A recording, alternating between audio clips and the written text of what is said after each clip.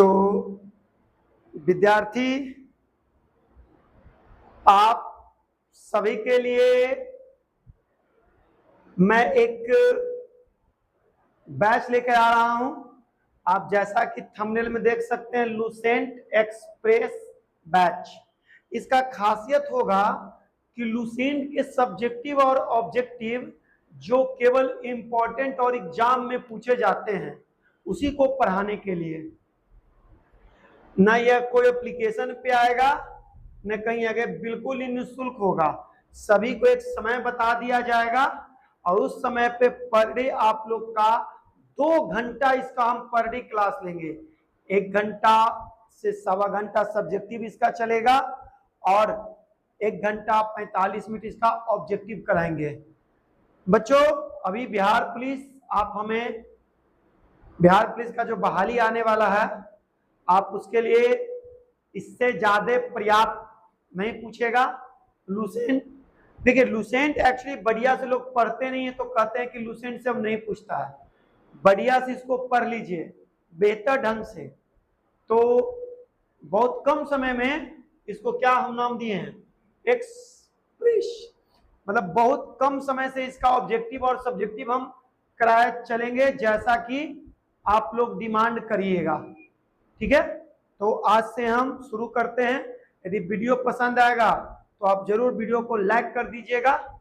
चलिए आप लोग को हम शुरू करते हैं। देख सकते हैं जैसा कि लिखा हुआ है लुसेंट एक्सप्रेसवे बैच, जिसमें आप लोगों को लुसेंट ऑब्जेक्टिव और सब्जेक्टिव का कराया जाएगा, जो भी बिल्कुल निःशुल्क रहेगा। चलिए आते हैं नेक्स्ट।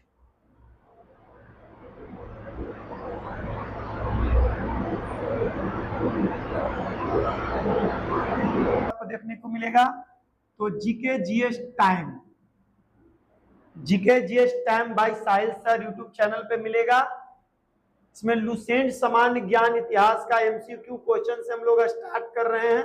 ध्यान दीजिएगा, इस सभी प्रतियोगिता परीक्षा के लिए एकदम अनिवार्य है।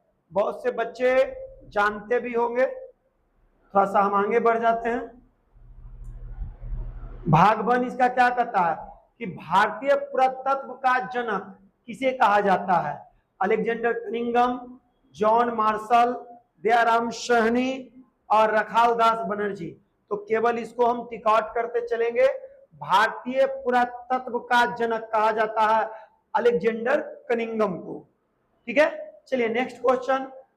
सबसे पहले इतिहास को 3 भागों, देखिए प्राचीन, मध्यकालीन और आधुनिक में बांटने का श्रेय किसे दिया जाता है? हेरोडोटस को, क्रिस्टोसेलियस को, मेगास्थनीज को या प्लिनी को? तो सबसे पहले इतिहास को 3 खंड में बांटने का प्रयास किया था क्रिस्टोसेलियस, ऑप्शन नंबर बी। क्लियर है बच्चों, आवाज और वीडियो दोनों। नेक्स्ट क्वेश्चन कहता है कि भारत के सबसे प्राचीन ग्रंथ वेद के संकलनकर्ता किसे माना जाता है? महर्षि वाल्मीकि, महर्षि वेदव्यास, मनु या विश्वामित्र? तो वेद के संकलनकर्ता कौन थे? तो कौन थे? ऑप्शन नंबर हो जाएगा आपका बी, महर्षि वेदव्यास।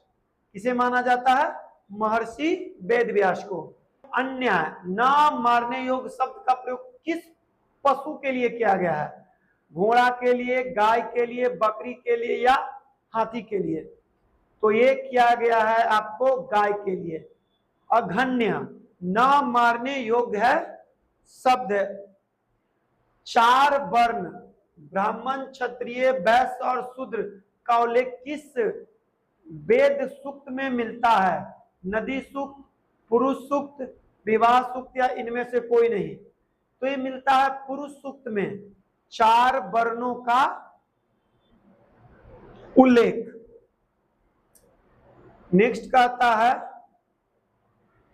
कि अजुर्वेद के पाठकर्ता को क्या कहा जाता है? अजुर्वेद जो पूजा पाठ करते हैं उसको क्या कहते हैं? होत्री कहते हैं, अध्वर्यु कहते हैं, अधर्वयु कहते हैं, उद्धात्री कहते हैं या विप्री कहते हैं? तो यजुर्वेद के पाठ करताओ, जो इसको पूजा पाठ करता है, ये कहलाता है क्या? अधर्वयु। क्या कहलाता है? अधर्यु कहलाता है। बच्चों एक्सप्रेस बैच है, इस कारण से हम ऐसे चल रहे हैं, आप लोग ध्यान रखिएगा। चलिए नेक्स्ट कहता है किस वेद को भारतीय संगीत का जनक कहा गया है? यजुर्वेद, सामवेद, ऋग्वेद या अथर्ववेद? तो भारतीय संगीत का जनक तो कहा गया है सामवेद को। जो भी बच्चे बिहार पुलिस का तैयारी कर रहे हैं, इस जरूर इस बैच से जुड़ जाइएगा। कौन सा? तो सामवेद। जंतर मंतर, जादू टोना और वशीकरण का वर्णन किस वेद में मिलता है? जंतर मंतर, जादू टोना और वशीकरण का वर्णन किस वेद में मिलता है? अथर्ववेद, सामवेद, यजुर्वेद या ऋग्वेद? किस वेद में मिलता है ये सब? तो सब ये सब किस वेद में मिलता है? तो अथर्ववेद में मिलता है। किस वेद में मिलता है बाबू? तो अथर्ववेद में मिलता है। आराम से आराम से।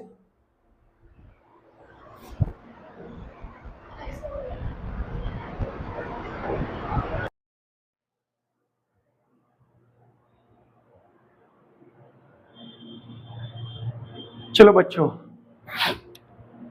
आप लोग देख लिए हैं क्या कि जंतर मंतर, जादू टोना और वशीकरण का वर्णन किस वेद में मिलता है? तो ये सब अथर्ववेद में मिलता है। ये सब कहाँ मिलता है? ये सब अथर्ववेद में मिलता है। जंतर मंतर, जादू टोना सब कहाँ मिलता है बच्चों लोग? ये सब अथर्ववेद में मिलता है। कहाँ पे मिलता है? अथर्ववेद में। ठीक है, चलिए आगे बढ़ते हैं। नेक्स्ट क्वेश्चन क्या कहता है कि पुराणों के रचयिता एवं या संकलनकर्ता किसे माना गया है? पुराणों। तो लोमहर्ष और उसके पुत्र उग्रश्रवा, आज्ञवल्क्य, वशिष्ठ या शौनक? देखिएगा बच्चों, तो जो पुराणों के रचयिता है वो माना जाता है किसको? लोमहर्ष और उसके पुत्र उग्रश्रवा को। किसको? लोमहर्ष और उसके पुत्र उग्रश्रवा को माना जाता है। नेक्स्ट क्वेश्चन क्या कहता है कि सबसे प्राचीन एवं प्रमाणिक पुराण कौन सा है? सबसे प्राचीन और प्रमाणिक, सबसे प्राचीन और प्रमाणिक पुराण कौन सा है? विष्णु पुराण, मत्स्य पुराण, वायु पुराण या भागवत पुराण? तो सबसे प्राचीन और प्रमाणिक बोला जाता है किसको? बता सकते हैं किसको कहा जाता है? ये कहा जाता है मत्स्य पुराण को। किसको कहा जाता है? मत्स्य पुराण को सबसे प्राचीन और प्रमाणिक है। ठीक है, चलिए नेक्स्ट क्वेश्चन देख लेते हैं। कहता है मौर्य वंश की जानकारी मुख्य रूप से किस पुराण में मिलती है? मत्स्य पुराण, वायु पुराण, विष्णु पुराण या अग्नि पुराण? मौर्य वंश की जानकारी किसमें मिलती है जी? तो मौर्य वंश की जानकारी आपको मिल जाती है किसमें? विष्णु पुराण में। किसमें मिल जाती है? विष्णु पुराण में मौर्य वंश की जानकारी।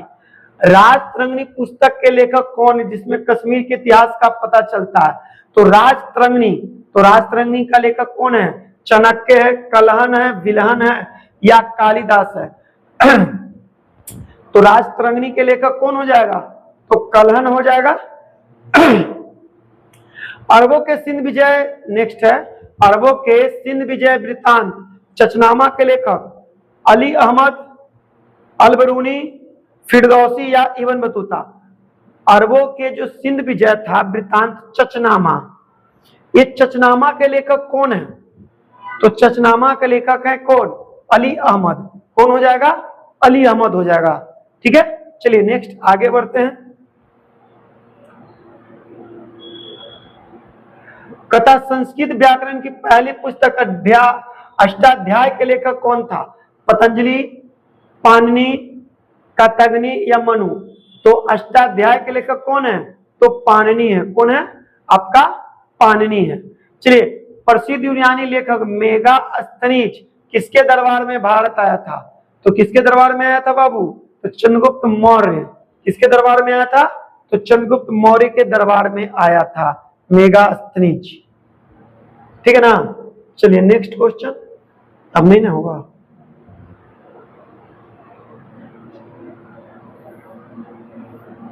चलिए थोड़ा सा इसको बड़ा कर लेते हैं ताकि आपको साफ साफ और स्पष्ट दिख सकता है। जी हाँ, आइए, मेगास्थनीज द्वारा लिखे गए पुस्तक का नाम बताइए।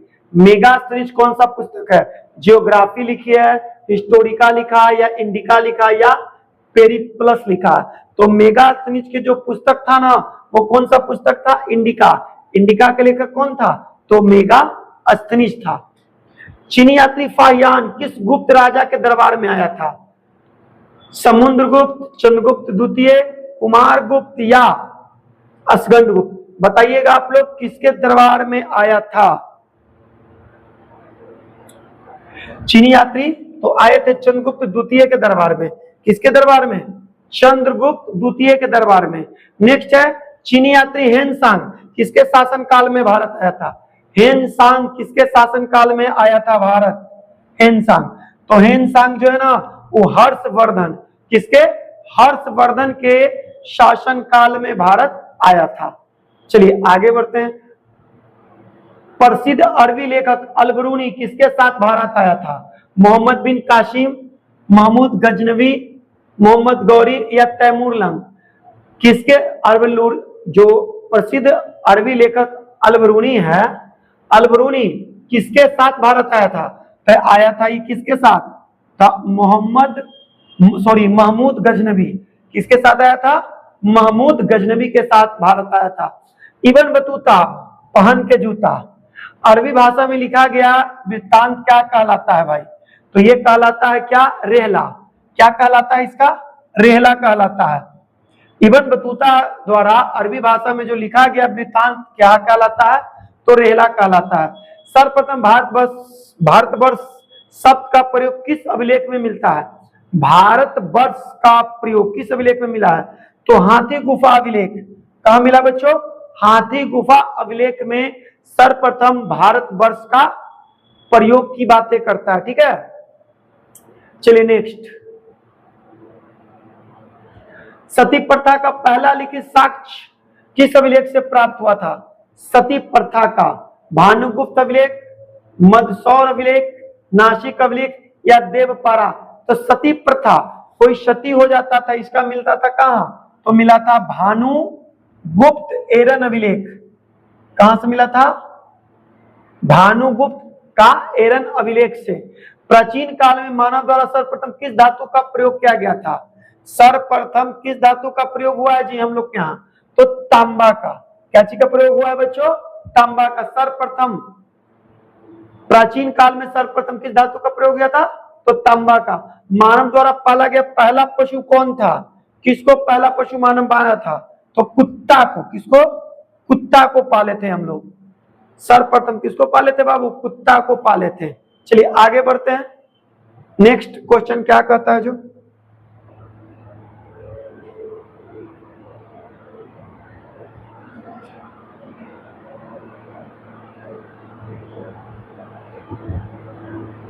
चलिए थोड़ा इसको बड़ा कर लेते हैं।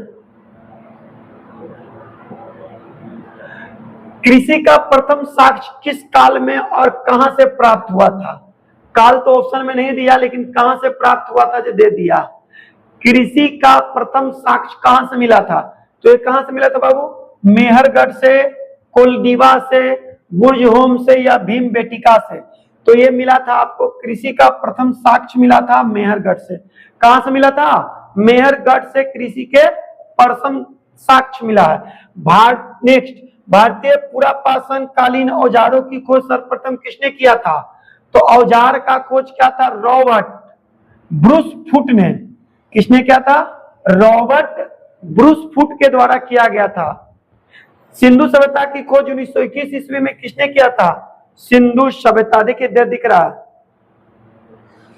बहुत ही आसान है। तो राय बहादुर दयाराम साहनी, राय बहादुर दयाराम साहनी के द्वारा खोजा गया था। चलिए आगे बढ़ जाते हैं।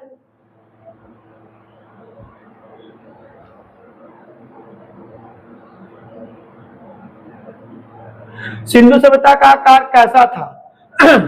तो सिंधु सभ्यता कैसा था भाई? तो त्रिभुजाकार था। कैसा था? त्रिभुजाकार था। सिंधु सभ्यता का सबसे पूर्वी स्थल आलमगीरपुर किस नदी के किनारे स्थित है?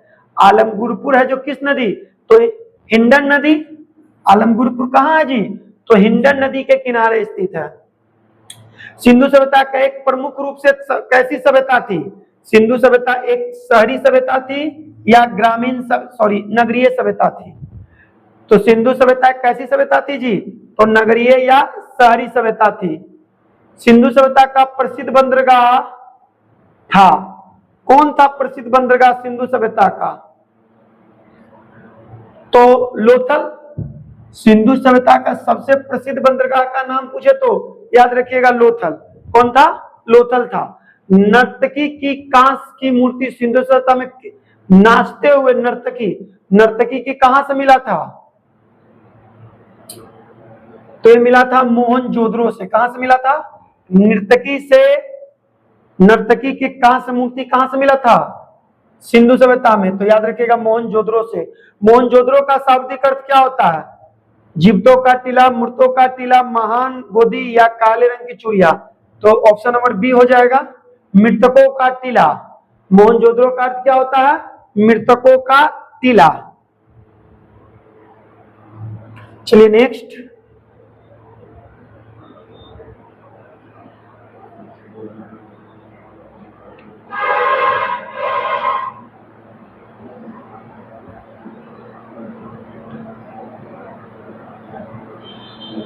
थोड़ा बड़ा हो गया तो आप ही लोग को दिखेगा अच्छा से। चलिए आइए, सिंधु सभ्यता में नक्शा, सिर, ईंटों और हल के साक्ष्य कहां से मिले थे? सिंधु सभ्यता में नक्शाकारी, ईंटों और हलकारी के साक्ष्य कहां से मिले थे? तो कहां से मिला था हल का? तो कालीबंगन से। कहां से मिला था बच्चों? कालीबंगन से। सिंधु सभ्यता के लोग मुख्य रूप से किस देवता की पूजा करते थे? तो पशुपति शिव की पूजा करते थे। चलिए, सिंधु सभ्यता की लिपि कैसी थी? ब्राह्मणी, खरोष्टी, भाव चित्रात्मक या देवनागरी? तो ये भाव चित्रात्मक थी। ये कैसी थी? भाव चित्रात्मक थी। किसकी? सिंधु सभ्यता की लिपि कैसी थी? तो भाव चित्रात्मक थी। स्वास्तिक चिन्ह मुख्य रूप से किसकी देन है? जो स्वास्तिक चिन्ह होता है किसकी देन है जी? तो ये हड़प्पा सभ्यता की देन है। किसकी देन है?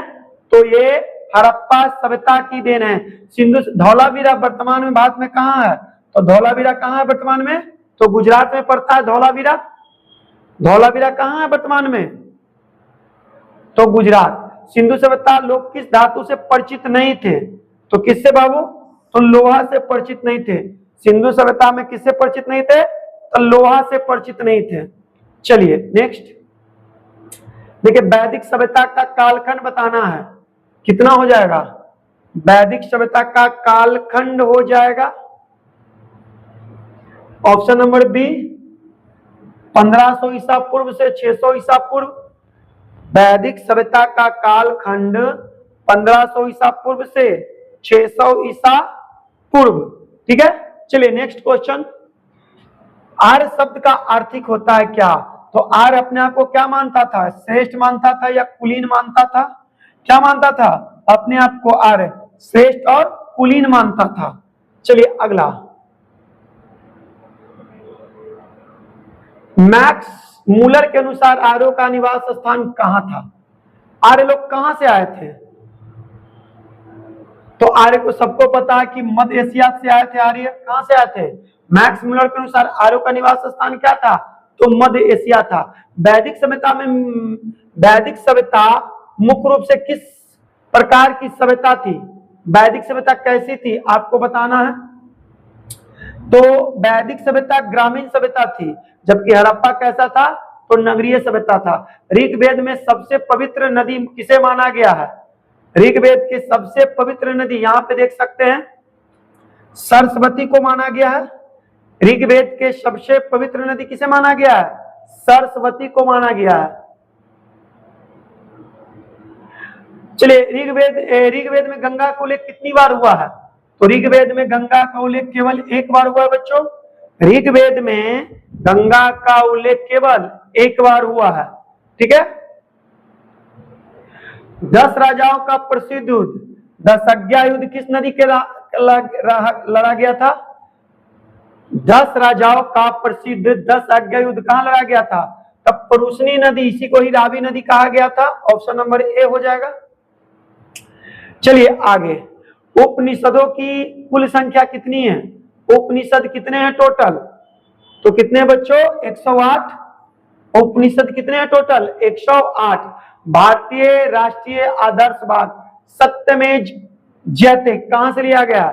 तो सत्यमेव जयते कहां से लिया गया? तो मुंडको उपनिषद, ऑप्शन नंबर ए हो जाएगा। मुंडको उपनिषद। ऋग्वेद काल के सबसे महत्वपूर्ण और प्रिय देवता कौन थे? तो इसको इंद्र को माना जाता था ऋग्वेद काल के सबसे महत्वपूर्ण और प्रिय देवता।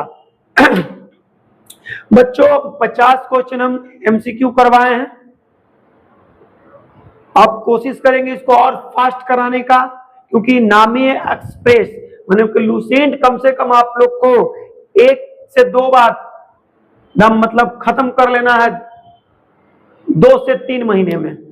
तब पूरा धाए स्पीड, और जब भी कभी एग्जाम पड़े तो इस बार इस वीडियो को देखकर चल जा सकते हैं, ठीक है। चलिए मिलते हैं नेक्स्ट वीडियो में, तब तक लगी धन्यवाद।